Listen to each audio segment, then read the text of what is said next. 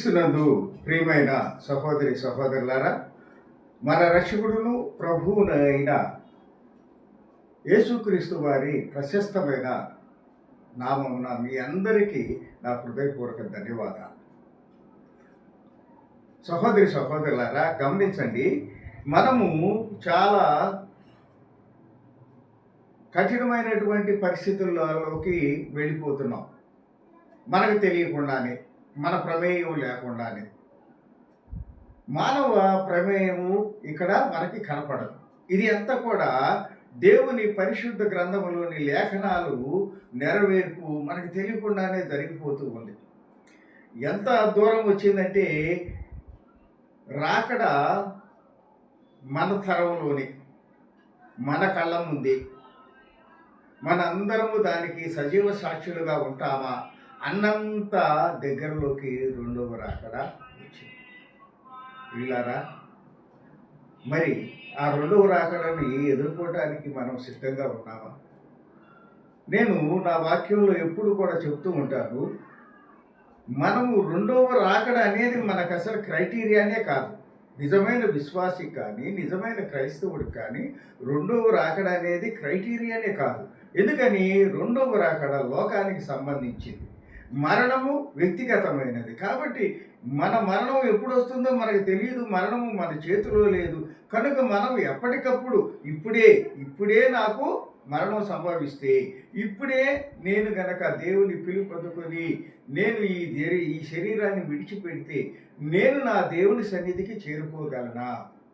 ఈ కాన్సెప్ట్లోనే మన విశ్వాసం కానీ, మన నిరీక్షణ కానీ, క్రైస్తవ జీవితం కానీ ఉండాలి. కానీ రెండవ రాకడని బేస్ చేసుకొని ఎప్పుడు కూడా మనం ఉండకూడదు అని నేను మామూలుగా నా యొక్క ఈ యొక్క సువార్త పరిచర్యలో చెబుతూ ఉంటాను. అయితే ఇప్పుడు అలా కాకుండా అనుకోనటువంటి ఆ రెండవ రాకడ సమయం కూడా మరి మన కళ్ళ ముందు వచ్చేసినట్లుగా కనపడుతుంది.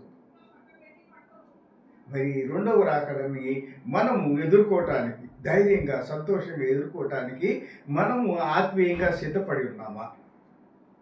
అలాంటి సిద్ధపాటును కలిగి ఉంటే మనందరము ధన్యులము.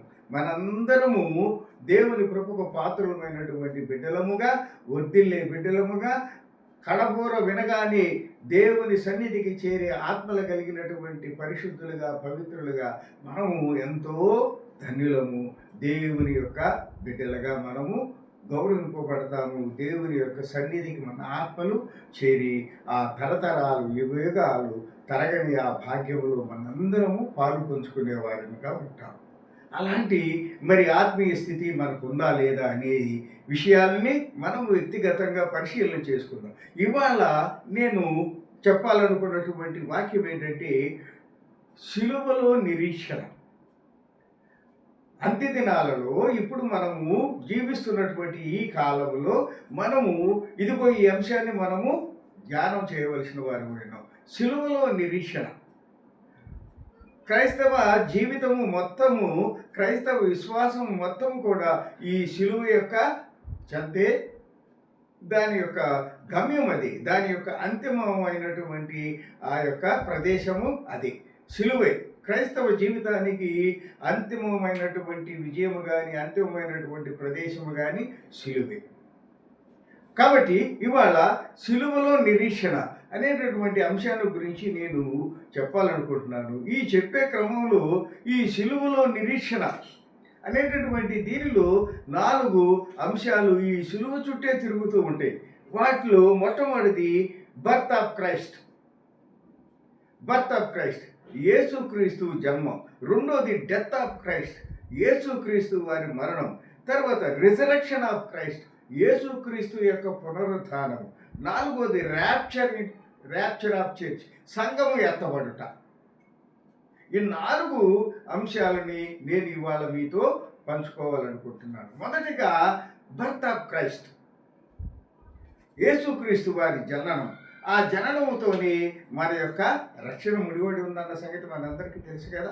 కాబట్టి బర్త్ ఆఫ్ క్రైస్ట్, యేసుక్రీస్తు జననం. ఈ శిలువకి, యేసుక్రీస్తు జననానికి, ఈ శిలువకి, యేసుక్రీస్తు యొక్క జన్మకి, మన రక్షణకి, మన నిత్య జీవానికి ఉన్నటువంటి లింక్ ఏంటి, దేవుని యొక్క ప్రణాళిక ఏమిటి, ఈ విషయాలను మనము కొంచెం స్థూలంగా ఇవాళ చర్చించుకుందాం. మొట్టమొదట బర్త్ ఆఫ్ క్రైస్ట్, క్రీస్తు యేసుక్రీస్తు వారి జన్మం. లూకా సువార్త 2వ అధ్యాయము 11వ వచనంలో మనము అంశాన్ని చదువుకొని మనము ఈ యొక్క సిలువలో నిరీక్షణ అనేటటువంటి ఈ అంశాన్ని మనము దేవుని కృపను బట్టి ఆయన వాక్య ధ్యానంలో ముందుకు సాగుదాం. లూకా సువార్త 11వ అధ్యాయము, లూకా సువార్త 2వ అధ్యాయము 11వ వచనం. దావీదు పట్టణమందు నేడు రక్షకుడు మీ కొరకు పుట్టి ఉన్నాడు, ఈయన ప్రభు అయిన క్రీస్తు. దావీదు పట్టణమందు నేడు రక్షకుడు మీ కొరకు పుట్టి ఉన్నాడు, ఈయన ప్రభు అయిన క్రీస్తు. దావీదు పట్టణమందు యేసుక్రీస్తు పుట్టాడని చెప్పట్ల, రక్షకుడు. రక్షకుడు అంటే మనం ఏదో ప్రమాదంలో ఉన్నాము అంటే, రక్షకుడు అంటే అర్థం ఏంటంటే ఏదైనా ప్రమాదంలో, ఏదైనా కష్టంలో ఉన్న వ్యక్తులని ఆదుకునేటటువంటి వాళ్ళని రక్షకుడు అంటాం.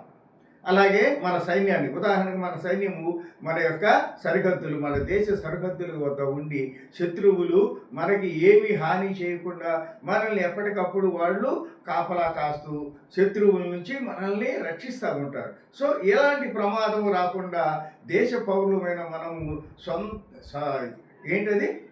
స్వేచ్ఛగా ప్రశాంతంగా జీవించే పరిస్థితుల్ని వారి యొక్క రక్షణ కార్యం వల్ల మనకి జరుగుతుంది. అలాగే ఆత్మీయంగా ఇక్కడ మనము ఏమై ఉన్నామంటే, ఇక్కడ చూడండి 11వ వచనం ఏం చెప్తున్నారు, దావీదు పట్టణమందు నేడు రక్షకుడు మీ కొరకు పుట్టి ఉన్నాడు, మన కొరకు పుట్టి ఉన్నాడు. మనం ఎవరము? ఏదో సమస్యలో ఉన్నాము, మనం ఏదో కష్టంలో ఉన్నాము, ఏదో ప్రమాదంలో ఉన్నాము. కాబట్టి ఈ ప్రమాదంలో, ఈ కష్టంలో, ఈ నష్టంలో ఉన్నటువంటి నిన్ను నన్ను రక్షించడానికి ఒక వ్యక్తి దావీదు పురంలో పుట్టాడు. ఆయన పేరేమిటి? ప్రభు అయిన క్రీస్తు. క్రీస్తు క్రీస్తు అనబడేటటువంటి ఒక దైవాంశ సంపుతుడైనటువంటి వ్యక్తి నీ కోసము, నా కోసము ఈ లోకంలో పుట్టాడని చెప్పేసి మనము చదువుకుంటున్నాం. ఆ తర్వాత యేసుక్రీస్తు వారు పుట్టారు, రక్షకుడిగా ఈ లోకంలో జన్మించాడు. ఎందుకు ఈయన లోకంలోనికి వచ్చాడు అనేది మనం ఇప్పుడు 2వ వచనము చదువుకుందాం. ఆదికాండము 6వ అధ్యాయము 12వ వచనం. ఆదికాండము 6వ అధ్యాయము 12వ వచనము ఒకసారి చూద్దాం. యేసు ప్రభు వారు ఎందుకు ఈ లోకంలోనికి రావాల్సి వచ్చింది, దీనికి పూర్వమైనటువంటి అనుబంధమైనటువంటి వాక్యాలు ఏమిటి, ఎందువల్ల దేవుడు యేసుక్రీస్తు వారిని ఈ లోకంలో నరమానవుడిగా జన్మించడానికి అంగీకరించి ఆయనను పంపించాడనే విషయము మూల వాక్యము మనం ఒకసారి చదువుకుందాం. ఆదికాండము 6వ అధ్యాయము 12వ వచనములు ఏమంటాడంటే, దేవుడు భూలోకమును చూచినప్పుడు అది చెడిపోయి ఉండెను, భూమి మీద సమస్త శరీరులు తమ మార్గమును చెప్పివేసుకొని ఉండిరి. This is the reason why God sent His only begotten Son to this world.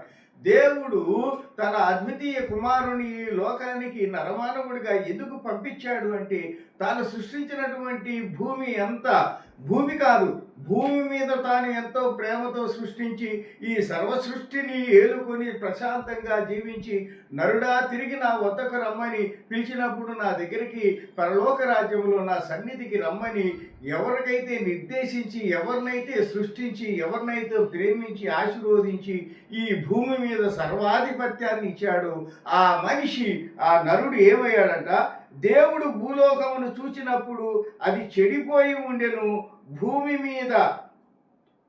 మీద ఏమై ఉందండి, సమస్త శరీరులు, ఒక మగవాడే కాదు, ఒక ఆడవాడే కాదు, సృష్టింపబడినటువంటి ప్రతి మనిషి కూడా ఏమైంది, తమ మార్గమును చెప్పి వేసుకొని ఉందిరి. దేవుడు నిర్దేశించినటువంటి ఆ పరిశుద్ధ మార్గాన్ని, ఆ వాక్యపు వెలుగు మార్గాన్ని వదిలివేసి చెరిపి వేసుకున్నారు. మళ్ళీ అది కనపడితే, ఆ మాట కనపడితే, ఆ మార్గం కనపడితే ఆ బాటలో నడవలసి వచ్చిద్దేమోనని అది కనపడకుండా ఆ దేవుని మార్గాన్ని చెరిపి వేసుకొని తమ సొంత మార్గమైన సాతాను ప్రేరేపితమైన మార్గంలోనికి వచ్చారు. ఈ పరిస్థితులలో చూడండి, ఈ పరిస్థితుల్లో ఇదిగో లోకరక్షకుడైనటువంటి యేసుక్రీస్తు వారిని ప్రభువు లోకరక్షకుడిగా ఈ లోకానికి పంపించవలసి వచ్చింది. ఎందుకని? తాను ఎంతగానో ప్రేమించుకున్నటువంటి, ఎంతగానో స్వహస్తాలతో సృష్టించుకున్నటువంటి తన బిడ్డలు భ్రష్టులైపోయి పాపానికి నరకాగ్నికి పాత్రలు అవుతున్నటువంటి ఆ భయంకరమైన పరిస్థితులు మనం చదువుకున్న ఆదికాండము తర్వాత యేసు ప్రభు వారు రాలేదు. దానిని మనము ఉదాహరణగా తీసుకున్నాం. అప్పుడు ఏం జరిగింది మనందరికీ తెలుసు. జలప్రలయం వచ్చింది, నోవహు కుటుంబం రక్షించబడింది. అంతకంటే భయంకరమైన పరిస్థితుల్లో ఎట్ ప్రజెంట్ ఇవాళ ప్రపంచం ఉంది. అంతకంటే భయంకరమైనటువంటి పరిస్థితులలో లోకము యొక్క తీరు ఉంది. మనుషులలో మానవత్వం చనిపోయింది, ప్రేమ లేదు, హృదయాలు కఠినమైపోయినాయి. మోసము, స్వార్థము, వ్యభిచారము, త్రాగుడు, రకరకాలైన దుర్వ్యసనాలు మనిషిని పట్టి పీడిస్తున్నాయి. వరస వావి లేదు, ఒక పద్ధతి లేదు. స్త్రీలు వివాహాలు చేసుకుంటున్నారు, పురుషులు వివాహాలు చేసుకుంటున్నారు. మనిషితో నిమిత్తం లేకుండా ఏఐ ద్వారా బిడ్డలను కనేటటువంటి పరిస్థితులు వస్తున్నాయి. భ్రష్టులైపోయారు. దేవుని యొక్క ఉద్దేశమైనటువంటి జీవ నిర్మాణ ప్రక్రియను ఆపేసి మానవుడు తన పనికి మాలినటువంటి స్వభావంతో మేధస్సు అనే పేరుతో సాతానుడు మనుషులలో చేరి మానవ సమాజాన్ని నిర్వీర్యం చేసేటటువంటి పరిస్థితి. తల్లిదండ్రి బిడ్డలు కనకపోతే యంత్రాల కంటే ఆ యంత్రంలో ద్వారా పుట్టినటువంటి ఆ బిడ్డకు తండ్రి ఎవరండి? ఆ బిడ్డకు తల్లి ఎవరండి? వాడిని ఎవరు పోషించాలండి? వాడిని రోడ్డు మీద వదిలేస్తే వాడు ఎలా తయారవుతాడండి? సో మానవత్వము లేనటువంటి వ్యవస్థ రాబోతుంది, మనుషులతో నిమిత్తం లేని సమాజం రాబోతుంది. అలాంటి భయంకరమైన పరిస్థితులు, నెఫిలీలు లాంటి వాళ్ళు మనం చూస్తాము. దేవదూతలు ఈ మానవ కాంతలు అందంగా ఉన్నారని వారిని వివాహం చేసుకొని ఏ రకంగా అయితే వారు భ్రష్టులైపోయారో, వారికి పుట్టినటువంటి సంతానం ఎంత క్రూరంగా, మూర్ఖులుగా, రౌడీలుగా, పెద్ద దుష్టశక్తులుగా ఆ రోజుల్లో వ్యవహరించారో మనం చూస్తున్నాం. అలాంటి నెపులీలే మళ్ళీ ఈ రోజుల్లో ఏఐ అనేటటువంటి ఆ యొక్క ఆర్టిఫిషియల్ ఇంటెలిజెన్స్ ద్వారా, ఆ యొక్క టెక్నాలజీ ద్వారా మళ్ళీ మానవ సమాజంలోకి రాబోతుంది. గమనించారా మీరు? కాబట్టి మనకు తెలియనటువంటి భయంకరమైన పరిస్థితులు మనం ఇవాళ సమాజంలో చూస్తున్నాం. ఇలాంటి పరిస్థితుల్లో ఇదిగో అంతకంటే ఆదికాండములో మొదట జల ప్రళయానికి ముందు ఏ రకమైన పరిస్థితులు ఉన్నాయో, పెళ్లికిచ్చుకొనుచు, పెళ్లిళ్ళు చేసుకొనుచు, తినుచు, తాగుతూ, సంబరాలు చేసుకుంటూ దేవుని మర్చిపోయి లోకమే స్వర్గముగా ప్రార్థించి భ్రష్టులైపోయినటువంటి ఆనాటి పరిస్థితులు మళ్ళీ ఇవాళ కనపడుతుంది. కాబట్టి ప్రభు అయినటువంటి తండ్రి తన కుమారుని లోకరక్షకుడిగా పంపించాడు అనే విషయాన్ని మనం ఇక్కడ ధ్యానం చేసుకుంటున్నాం. అలా ఈ యొక్క సర్వ శరీరులు భ్రష్టులైపోయినటువంటి ఈ పరిస్థితుల్లో ప్రభువు యేసు క్రీస్తుని లోకరక్షకుడిగా పంపించాడు. ఆ పంపించినటువంటి ప్రభువుని అలా ఏం చేశాడు? ఇప్పుడు మనము 3వ పాయింట్కి వస్తున్నాం. బర్త్ ఆఫ్ క్రైస్ట్ చూసాము. ఇప్పుడు డెత్ ఆఫ్ క్రైస్ట్, యేసుక్రీస్తు మరణం. గలతీయులకు రాసిన పత్రిక 1వ అధ్యాయము 4వ వచనములు మనము దానికి సంబంధించినటువంటి అంశాన్ని చూద్దాం. గలతీయులకు రాసినటువంటి పత్రిక 1వ అధ్యాయము 4వ వచనములో అపోస్తలుడైనటువంటి పౌలు గారు యేసుక్రీస్తు వారు ఎందుకు ఈ లోకంలో జన్మించారు, ఎందుకు డెత్ ఆఫ్ క్రైస్ట్, ఇప్పుడు మరణానికి ఎందుకు వెళ్ళబోతున్నాడు అనేటటువంటి అంశాన్ని మనము ఇక్కడ 4వ వాక్యంలో చదువుకుందాం. మన తండ్రి అయిన దేవుని చిత్త ప్రకారము క్రీస్తు మనలను ప్రస్తుతపు దుష్టకాలములో నుండి విమోచింపవలనని మన పాపముల నిమిత్తము తన్ను తాను అప్పగించుకొనెను. ఇది దేవుని ప్రణాళిక అయి ఉన్నది. మనుషుల్ని ప్రేమగా సృష్టించుకున్నాడు. ఈ లోకంలో మనం కూడా ఉన్నాము, తల్లిదండ్రులుగా ఉన్నాము. మనము బిడ్డల్ని ఎంతో ప్రేమగా కంటాము. మనల్ని కూడా మన తల్లిదండ్రులు ఎంతో ప్రేమగా కన్నారు. అయితే మనము వయసు పెరిగే కొన్ని భ్రష్టులమై, దౌర్భాగ్యులమై, తల్లిదండ్రులకు అవిధేయులుగా మారి వారికి అప్రతిష్ట తీసుకొచ్చే పనులు చేస్తూ సమాజానికి కీడు కలిగించే పనులు చేస్తున్నప్పుడు వారు ఎంతగా కన్నీరు కార్చి మన కోసము బాధపడ్డారు.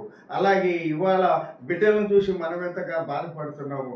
అలాగే నన్ను ఈ లోకంలోనికి సృష్టించి మనిషిగా పంపించినందుకు సర్వ సృష్టికర్త అయిన ఆ తండ్రి అయిన దేవుడు ఎంతగా బాధపడుతున్నాడు. బాధపడి ఏం చేశాడు?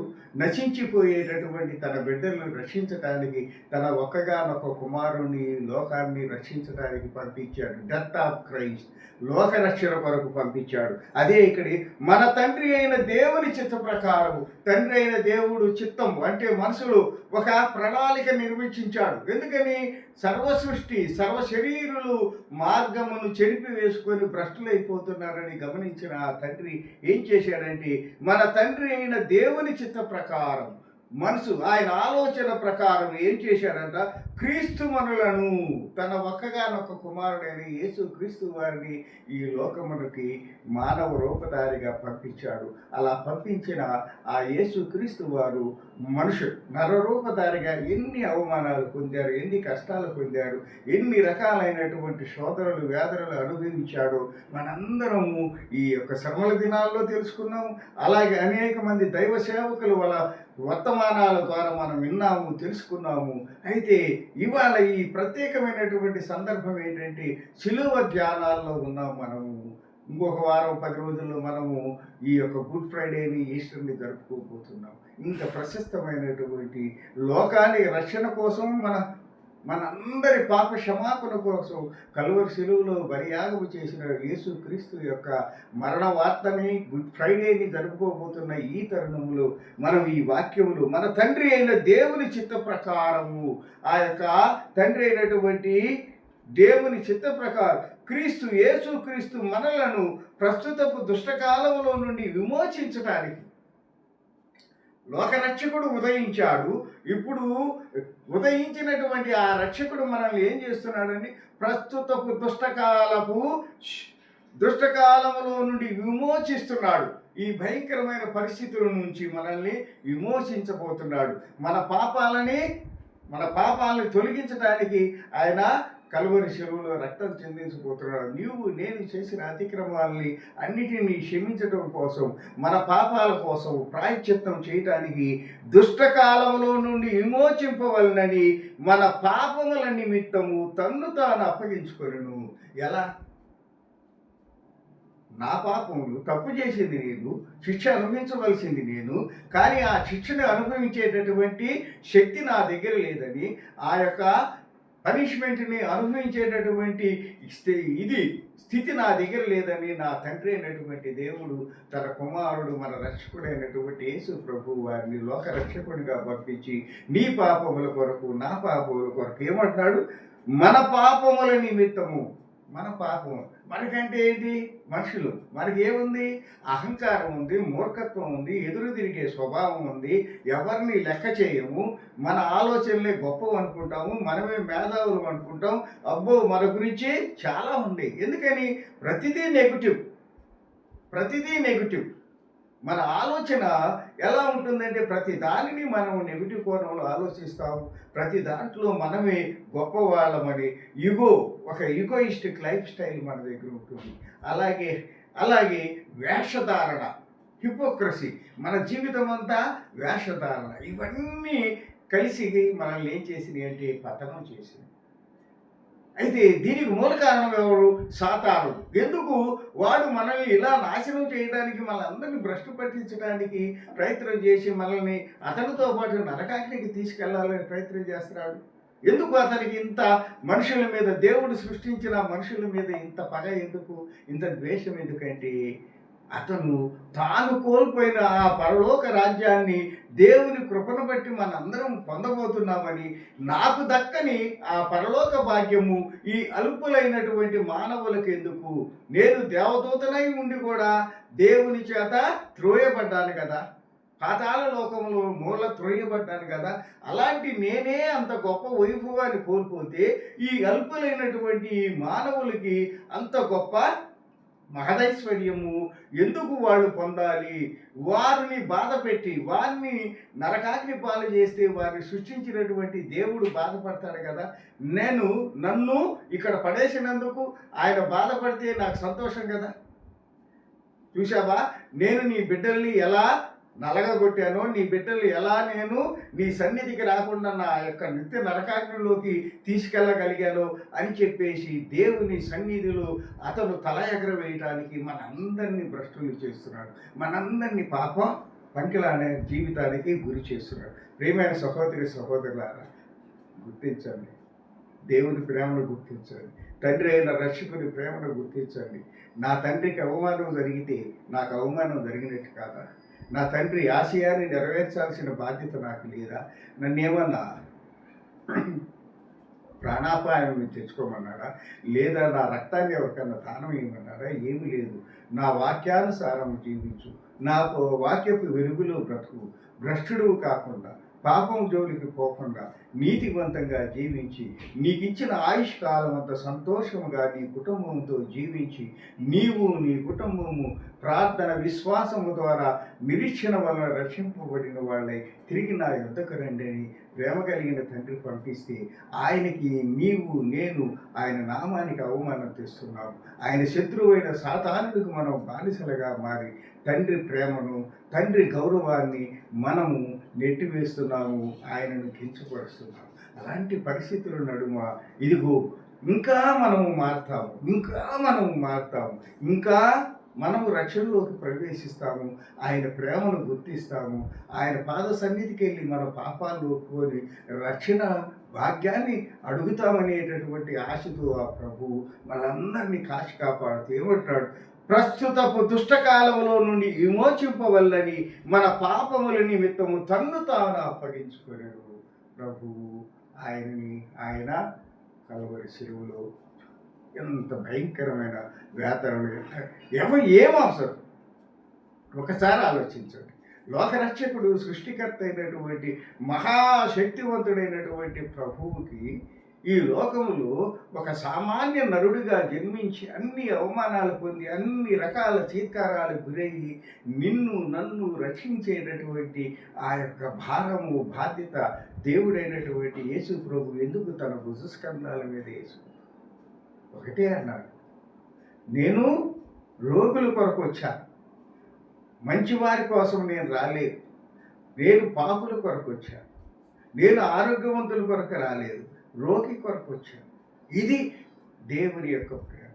భ్రష్టులమైన మన కోసం ఆయన వచ్చాడు, మంచివారి కోసం కాదు. అందుకని 99 గొర్రెలు గుంపుగా ఉన్న 99 గొర్రెలు విడిచిపెట్టి ఒంటరిగా ఉండి పాతాళములో అగాధంలో పడిపోయిన ఆ ఒంటరి గొర్రె పిల్లను వెతకటానికి ఆయన ఆ గాఢాంధకారము లోయలలో తన చేతిని అందించి ఆ పడిపోయినటువంటి ఆ ఒంటరి గొర్రె పిల్లను, ఆ తప్పిపోయిన గొర్రె పిల్లను పైకి లేపి ఆ 199 గొర్రెల్లో దాన్ని కలిపి ఎంతో సంతోషముగా ఒక పాపి మారు మనసు పొందితే పరలోకములో దేవదూతలు విందు చేసుకుంటారని దేవుని పరిశుద్ధ గ్రంథము సెలవిస్తుంది కదా. ఇంకా మనం ఎంతకాలం మన యొక్క పాప ప్రవర్తనతో, మన భ్రష్ట జీవితంతో మన తండ్రిని అవమానపరుస్తాం, ఆయన నామానికి ఎంతకాలం ఇంకా అవమానం తెస్తాం, ఇంకెంతకాలం ఆయన యొక్క ప్రేమను మనము అవహేళన చేస్తాము, ఇంకెంతకాలం ఆయనను మనము శోధించి బాధపెడతాం. ప్రియమైన సహోదరి సహోదరులారా, ఇది మన కోసం, ఆయన కోసం కాదు. నువ్వు నేను నాశనమైతే ఆయనకి నష్టమేమి లేదు. కానీ ఏ ఒక్కరూ నశించిపోవుట ఇష్టం లేనంత ప్రేమ కలిగిన తండ్రి అమ్మ, నీ దేవుడు నా దేవుడు, అదే ఆయన తాపత్రయం. అందుకని మనకి దేవుడి ప్రేమ అంటే మనకి విలువలు తెలియకుండా పోవటానికి కారణము ఆయన అనంతమైన కృపా ప్రేమ. అయితే ఆ కృపా ప్రేమ మరి కొంతకాలంలో రెండవ రాకడ తర్వాత అంతరించిపోతుంది. ఆ తర్వాత ఈ కృపకి ఈ ప్రేమకి స్థానము లేదు. దేవుడు గర్జించుతున్న సింహము వలె అగ్ని కణముల వంటి కళ్ళు కలిగినటువంటి జ్వాల కలిగినటువంటి కన్నులతో ఈ లోకానికి తీర్పు తీర్చడానికి వస్తున్నాడు. ఆ యొక్క తీక్షణమైనటువంటి పరిస్థితుల్ని, ఆ యొక్క న్యాయ తీర్పుని ఎదుర్కొనేటటువంటి శక్తి నీకు నాకు ఈ సృష్టిలో ఎవరికి లేదు. భూమి దాక్కుంటుంది, కొండలు దాక్కుంటున్నాయి, సముద్రాలు లోయలు దాక్కుంటున్నాయి. దేవుని రాకడను చూసి భయపడి, ఇక అంత ప్రకృతే భయపడి దాక్కుంటే ఆఫ్టర్ ఆల్ ఇంత సూక్ష్మమైనటువంటి ఇసుకరేణు వంటి నీవు నేను ఆ మహాతండ్రి శక్తిని, ఆయన యొక్క ఉగ్ర రూపాన్ని తట్టుకొని నిలబడగలమా? ఆలోచించండి. ఇదే అనుకూల సమయము, దేవుని కృపకు పాత్రలు అవుతాము. ఇదిగో ఈ రెండవ రాకడ సమయంలో మనకి చాలా తీక్షణగా అసలు ప్రపంచ పరిస్థితులన్నిటిని క్రోడీకరిస్తే, అంటే ఇప్పటికంటే ఇప్పుడు అర్జెంటుగా ఏం రాదు, కొంత సమయం ఉంది. ఈ సమయాన్ని మనం సద్వినియోగం చేసుకుందాం. రెండవ రాకడంటే ఈ రాత్రికి రాకపోవచ్చు, కానీ సమయము చాలా దగ్గరలో ఉంది. కాబట్టి మనము మన విలువైనటువంటి ఈ జీవిత సమయాన్ని సద్వినియోగం చేసుకొని దేవుని కృపలకు పాత్రం అవటానికి ప్రయత్నం చేద్దాం. కాబట్టి దేవుడు, మన తండ్రి అయిన దేవుని చిత్త ప్రకారము క్రీస్తు మనలను ప్రస్తుతపు దుష్టకాలముల నుండి విమోచింపవలనని మన పాపముల నిమిత్తము తన్ను తాను అప్పగించుకొనెను. అప్పగించుకోవటం ద్వారా ఏమైంది? శిలువ మరణం పొందటం జరిగింది. ఈ శిలువ మరణం వల్ల మనకి ఏమి జరిగింది? రక్షణ వచ్చింది. మూడో పాయింట్ ఏంటి? మూడో పాయింట్ మనం చదువుకున్నాం కదా. మూడో పాయింట్ ఏంటంటే రిజరెక్షన్ ఆఫ్ క్రైస్ట్, యేసు యొక్క పునరుద్ధానం. యేసు పునరుద్ధానుడు కాకపోతే బైబిలే లేదు, బైబిల్ విశ్వాసమే లేదు, నిరీక్షణ లేదు, క్రైస్తవుడు అనబడేవాడు లేడు. ఒక్క ప్రభువు పునరుద్ధానము మీదే క్రైస్తవ విశ్వాసము మొత్తము ఆధారపడి ఉంది. కొన్ని వేల మంది శిలువ మీద చనిపోయారు, క్రీస్తు ముందు క్రీస్తు తర్వాత కూడా, కానీ ఎవరు తిరిగి లేచినటువంటి వారు లేరు. కానీ ప్రభు ఒక్కడే మూడవ దినాన లేఖనాల్లో తన ప్రవక్తల ద్వారా చెప్పించిన రీతిగా మూడవ దినమున లేచి పునరుద్ధానుడై నిన్ను నన్ను మనందరినీ విశ్వాసంతో కూడిన నిరీక్షణలోకి నడిపించాడు. కాబట్టి ప్రియమైన సహోదరి సహోదరుల ద్వారా గమనించండి, పునరుద్ధానుడైనటువంటి Christ, birth of Christ, death of Christ, resurrection of Christ, పునరుద్ధానుడైనటువంటి క్రీస్తు గురించి ఒక వాక్యాన్ని చదువుకుందాం. రోమీయులకు రాసిన పత్రిక 4వ అధ్యాయము 25వ వచనము. రోమీయులకు రాసినటువంటి పత్రిక 4వ అధ్యాయము 25వ వచనములో పునరుద్ధానం గురించి ఒక మాట ఉంది. ఏమంటున్నాడు? రోమా పత్రిక 4వ అధ్యాయము 25వ వచనం. ఆయన మన అపరాధముల నిమిత్తము అప్పగింపబడి మనము నీతిమంతులముగా తీర్చబడుటకై లేపబడెను. ఎస్, చనిపోయిందేమో మన పాపముల కొరకు, తిరిగి లేచిందేమో మనల్ని నీతిమంతులుగా తీర్చబడటం కోసం. Praise the Lord. ఎంత గొప్ప రక్షణ మనకి పొందింది మరణం ద్వారా. ఈ రెండు మాటల్లో ఎంత గొప్ప సత్యం ఉందండి. గమనించండి, ఇంకొకసారి చదవండి. రోమీయులకు రాసిన పత్రిక 4వ అధ్యాయము 25వ వచనము. ఎంత గొప్ప సత్యము, ఎంత గొప్ప ఆదరణ కలిగించేటటువంటి మాట చూడండి. ఆయన మన అపరాధముల నిమిత్తము అప్పగింపబడి చంపబడి మనము నీతిమంతులముగా తీర్చబడుటకై లేపబడెను. మన పాపాలని సిలువలో చంపివేసి ఆయన పునరుద్ధానుడవటం వల్ల మనల్ని ఏం చేశాడు? నీతిమంతులుగా తీర్చబడుటకై లేచెను. ఆయన పునరుద్ధానము ద్వారా మనందరికీ రక్షణ లభించింది, మనందరికీ పాపక్షమాపణ లభించింది, మనందరికీ నిత్య జీవంలో ప్రవేశించడానికి మార్గం సుగమం అయింది. ప్రియమైనటువంటి సహోదరి సహోదరులారా, ఈ యొక్క వాక్యాన్ని వింటున్నటువంటి బిడ్డలారా గమనించండి. చాలా రక్షణ మన కళ్ళ ముందు కనపడుతుంది. ఎంత గొప్ప ప్రేమ కలిగిన దేవుడు తన మరణము ద్వారా, తన పునరుద్ధానము ద్వారా, మరణము ద్వారా పాపాన్ని క్షమింపజేశాడు, పునరుద్ధానం ద్వారా నీతిమంతులుగా నిన్ను నన్ను తీర్చాడు. కాబట్టి ఈ యొక్క సిలువలో మనకి ఇంత విజయం ఉంది. నాలుగోదిగా ఏంటంటే ర్యాప్చర్ ఆఫ్ చర్చ్, సంఘము ఎత్తబడుట. నీతిమంతులుగా తీర్చబడిన మనము ఎక్కడికి పోతాము, ఎలా పోతాము అనేటటువంటి అంశాన్ని మనము ఈ యొక్క 4వ అంశంలో చెప్పుకుందాం. Rapture of church. దీనికి సంబంధించినటువంటిది కొరింథీయులకు రాసినటువంటి పత్రిక 1వ కొరింథీయులకు రాసినటువంటి పత్రిక 15వ అధ్యాయము 52వ వచనాన్ని చదువుకొని మనము ఈ యొక్క వాక్య ధ్యానాన్ని ముగించుకుందాం. 1వ కొరింథీయులకు రాసిన పత్రిక 15వ అధ్యాయము 52వ వచనములో ర్యాప్చర్, మనం ఎక్కడికి వెళ్తున్నాం చూద్దాం.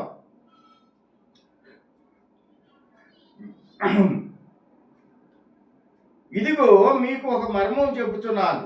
కొరింథీయులకు ఈ యొక్క పత్రిక రాస్తూ అపొస్తలుడైనటువంటి పౌలు గారు ఏమంటున్నాడంటే, మీకు నేను ఒక రహస్య మర్మం తెలుపుచున్నాను. మనమందరము నిద్రించము గాని నిమిషములో ఒక రెప్పపాటున కడబూర మ్రోగగాని మనమందరము మార్పు పొందుదము. బూర మ్రోగును, అప్పుడు మృతులు అక్షయులుగా లేపబడుదురు, మనము మార్పు పొందుదాము.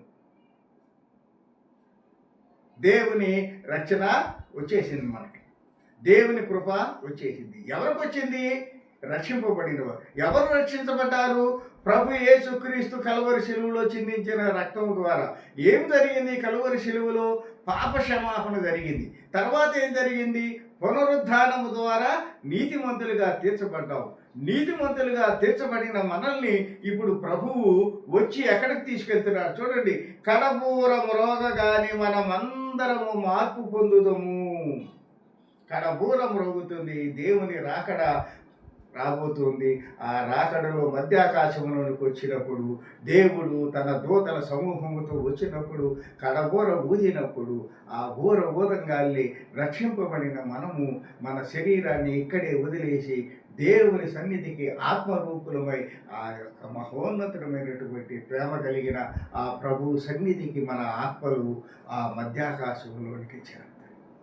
ర్యాప్చర్ ఆఫ్ చేసి ఆ ఎత్తపడే సంఘములో నీవు నేను సభ్యులుగా ఉండాలి. నీవు నేను మనందరము దేవుని కృపకు పాత్రులమైనటువంటి బిడ్డలుగా, కలువరి శిలువలో పాపాలు క్షమించబడిన బిడ్డలుగా, పునరుద్ధానము ద్వారా నీతిమంతులుగా తీర్చబడిన బిడ్డలుగా, ఇదిగో దేవుని కృపను బట్టి మనల్ని ఇదిగో రెండవ రాకల్లో రాబోయే ఆ భయంకరమైన శ్రమల నుంచి, శోధల నుంచి, భయంకరమైన మరణం కావాలని వెతికినా దొరకనటువంటి ఆ యొక్క కష్టతరమైనటువంటి ఆ ఎప్పుడు ఊహించనటువంటి ఆ శ్రమలు నీవు నేను భరించకూడదని ప్రేమతో తండ్రి వచ్చి కడబోర ఊది నిన్ను నన్ను మధ్యాకాశంలోనికి తీసుకెళ్లేటటువంటి ఆ ఎత్తబడే సంఘములో ఉండటానికి మనం సిద్ధపడాల్సిన వాళ్ళమై ఉన్నాం. కాబట్టి ప్రియమైన సహోదరులారా, ఈ సెలవు ధ్యానాల కార్యక్రమంలో ఈ యొక్క చివరి రోజుల్లో మనం బ్రతుకుతున్నాము. ఈ సెలవు ధ్యానాలు నిజంగా మనకు ఒక వేకువ చుక్కలాంటివి. ఎందుకంటే పాపాంధకారములు, గాఢాంధకారములు, రోకరీతి జీవిత విధానముతో కడిపే స్వర్గంగా ఈ యొక్క వేషధారణ జీవితాలకి, ఈ ఫ్యాషన్ లైఫ్కి, ఈ మోసకారపు లైఫ్కి, ఈ సెల్ ఫోన్ ద్వారా వచ్చినటువంటి రకరకాలైన వాటికి మనము బానిసలమై, బలహీనులమై, భ్రష్ట జీవితంతో బ్రతుకుతూ నిజరక్షకుడైనటువంటి మన సృష్టికర్తను మర్చిపోయి అంత భయంకరంగా మనల్ని సాతానుడు పతనం చేశాడు. మనకు తెలియట్లా మనం పతనం అయ్యామని. ఒకవేళ నువ్వు 20 సంవత్సరాలు కుర్రవాడు అయితే ఒక 10 సంవత్సరాలు నువ్వు వెనకెళ్ళు. అప్పుడు నువ్వు ఎలా ఉన్నావు, నీ కుటుంబం ఎలా ఉండేది, సమాజం ఎలా ఉంది, ఇప్పుడు ఎలా ఉంది, ఎంతగా మార్పు వచ్చింది. నీకు 20 సంవత్సరాల వాడికే నీకు ఇంత మార్పు కనపడితే మరి 60 సంవత్సరాలు దాటిన మేము చూసిన రోజులు ఏమిటి, ఇప్పుడున్న పరిస్థితులు ఏమిటి బేరీజు వేస్తే నిజంగానే భూమి పాపముతో నిండిపోయింది. సర్వ శరీరులు మార్గము తప్పి భ్రష్టులైపోయారు. ఇదే మరి దేవుని రాకడకి సమయమై ఉన్నది. మరి ఈ సమయం గమనించడానికి దేవుడు అనేకమైన పరిస్థితులు మనకు తెలియజేస్తున్నాడు. మత్తయి సువార్త 24వ అధ్యాయం చదివితే దేవుని రాకడ ముందు జరగబోయే సంఘటనలు అన్నీ జరుగుతున్నాయి. కాబట్టి ఇలాంటి క్లిష్ట పరిస్థితులు, ఇలాంటి భయంకరమైనటువంటి ఉపద్రవాలు సంభవించే స్థితిలో ఉన్న మనల్ని మనం సిద్ధపరచుకుందాం. సమస్యలు ఎదుర్కొందాం, శోధనలు జయిద్దాం. దేవుని పాద సన్నిధికి వెళ్ళి ప్రార్థన చేసి మన యొక్క విజ్ఞాపనలతో మన పాపాలని క్షమింపచేసుకొని మన కుటుంబాలు, మన చుట్టుపక్కల ఉన్న వాళ్ళందరినీ రక్షణలోకి నడిపించి ఆ ఎత్తబడే సంఘంలో ఉండేటట్లుగా మనందరము దేవుని కృపకు పాత్రలు కావాలని ఆశిస్తూ ఈ చాలా విలువైన మాటలు ప్రియమైన సహోదరులారా, నా మాటను, నా వాక్యాన్ని, దేవుని చేత నేను చెప్పబడిన ఈ వాక్యాన్ని మీరందరూ వినండి, శ్రద్ధగా వినండి, రక్షణను పొందండి. సమయము లేదు. దేవుని కృప మరికొద్ది కాలములో ముగిసిపోతుంది. రెండవ రాకడ రాబోతుంది. ఆ రాకడ తర్వాత నన్ను రక్షించేటటువంటి ఏ యొక్క దేవుడు మనకు ఉండడు.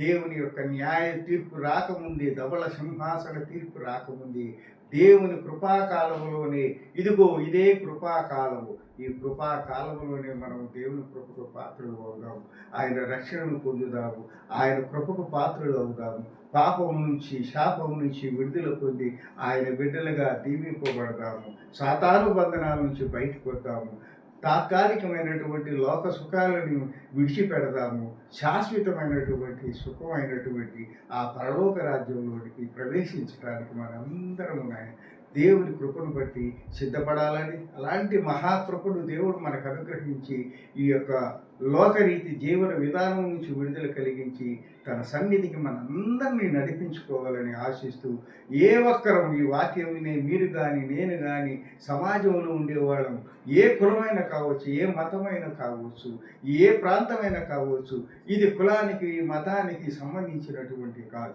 మనము మనుషులము, ఆయన దేవుడు. మనము పాపులము, ఆయన రక్షకుడు.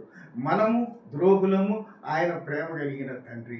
ఇదే ఆయనకి మనిషికి ఉన్న సంబంధము. మన కులంతోనో మన మతంతోనో మన ప్రాంతంతోనో సంబంధం లేదు. కాబట్టి మన రక్షకుడు, మన తండ్రి, మన దేవుడైనటువంటి యేసుక్రీస్తు వారి కృపను పొంది మనం అందరము రక్షణలోకి ప్రవేశించాలని ఆశిస్తూ ఈ కొద్ది మాటలు ముగిస్తున్నాను. God bless you all. ప్రార్థన చేసుకుందాం. మహాకృప కలిగిన మా తండ్రి, ప్రేమ కలిగిన యేసు నాయన, ఇదిగో నాయన భయంకరమైనటువంటి పరిస్థితుల నడుము జీవిస్తున్నాను నాయన. లోకం ఎటు చూసినా నాయన యుద్ధ పరిస్థితులతో, భయంకరమైన కరువు కాటకాలతో నాయన, ఎక్కడో నాయన ఇరాన్లో యుద్ధం జరుగుతుంటే నాయన, ఇదిగో నర్సరాపేటలో గ్యాస్ దొరకట్లేదు నాయన. ఎక్కడో యుద్ధం జరుగుతుంటే ఇక్కడ హోటల్ మూసేశారు నాయన. ఎక్కడో యుద్ధం జరుగుతుంటే ఇక్కడ తినుబండారాలు, ఆహార పదార్థాల రేట్లు పెరిగిపోయినాయి నాయన. ఇలాంటి భయంకరమైన పరిస్థితులు నాయనా, కరువు కాటకాలకు యుద్ధాలు నాయనా వస్తాయని మీ రాకడ సూచనలుగా మీ పరిశుద్ధ గ్రంథం సెలవిచ్చి ఉండగా, అవన్నీ జరుగుతుండగా ఇప్పటికైనా మేము నాయన ఆ సోమరితనాన్ని విడిచిపెట్టి, ఈ భ్రష్టత్వ జీవితాన్ని విడిచిపెట్టి నాయన మీ వాక్యపు వెలుగులో మా జీవితాలను సరి చేసుకొని మీ కృపకు పాత్రలమై మీ పాద సన్నిధికి పరలోక రాజ్యంలోని నిత్య జీవంలోని ప్రవేశించడానికి మమ్మల్ని అందరినీ నాయన, నా ద్వారా ఇదిగో యూట్యూబ్ ద్వారా ఈ సువార్తను వింటున్న నీ బిడ్డలందరికీ నాయన రక్షణను అనుగ్రహించి దీవించి ఆశీర్వదించి మమ్మల్ని అందరినీ నీ పాద సన్నిధికి చేర్చుకోవమని యేసు నామమున ప్రార్థించి అడిగి వేడుకొంటున్నాం తండ్రి. ఆమేన్.